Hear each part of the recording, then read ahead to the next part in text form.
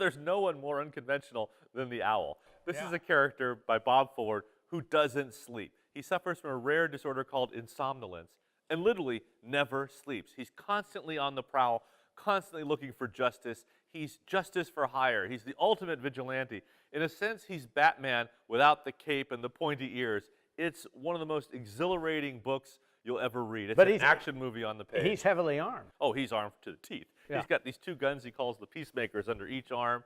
And there's a character who's actually got a bullet hole through his head. You can see right through him.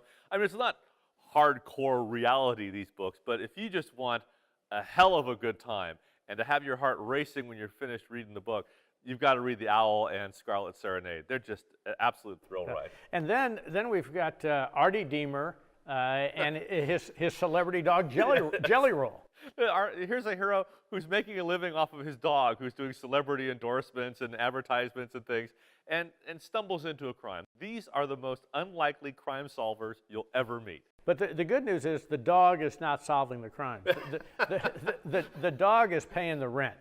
You know, let's be clear. The dog is paying the rent, and Artie is just kind of floating through life, stumbles in and out of trouble, and it's a blast. But the writing is absolutely brilliant. I mean, Dallas Murphy's been compared to John Irving and Kurt Vonnegut for a good reason. So if you imagine John Irving and Kurt Vonnegut sitting down to write an irreverent, unusual crime story, that's exactly what Dallas Murphy's delivering, not just in the Artie Deemer books, but also in Apparent Wind, his standalone novel. Well, you know, when you talk about our authors who are compared to other terrific authors, Tom Kakonis was always compared to Elmore Leonard. I mean, he set his books in Michigan, in Detroit, and in Grand Rapids, and in Crisscross, you have another character who is not a conventional PI. He's a disgraced former cop.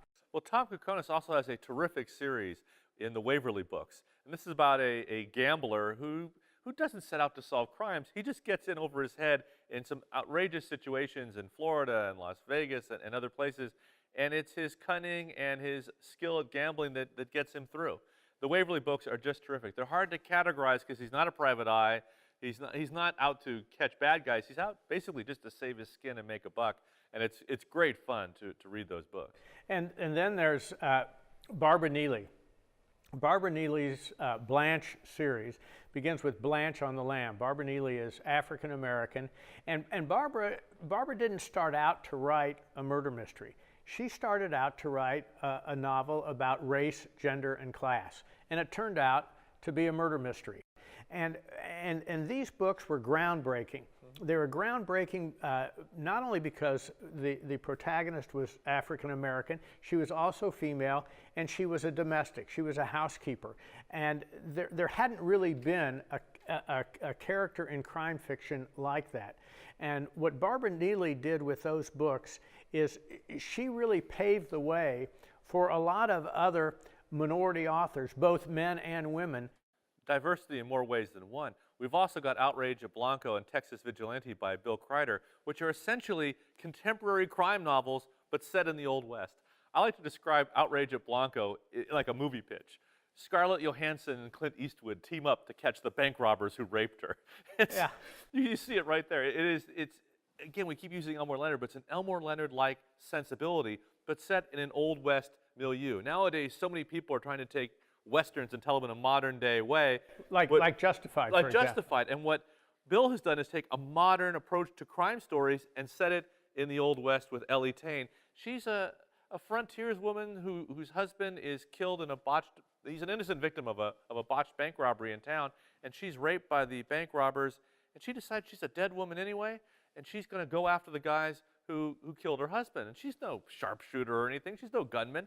And she teams up with a retired Texas Ranger who's dying of cancer, whose son was involved in this bank robbery. And together, these two people, essentially dead men walking, go after these killers. And it's a wonderful story, a terrific arc. And Texas Vigilante, the sequel, literally picks up a few months after the first book. It's wonderful reading. And don't worry that it's set in the Old West. You don't have to like Westerns to love these books. They are modern-day crime stories in a very unusual setting. Texas Vigilante and Outrage at Blanco prove what we've been talking about all along, which is that readers want great stories. They want great characters, and they'll go with you wherever you take them as long as they're great stories.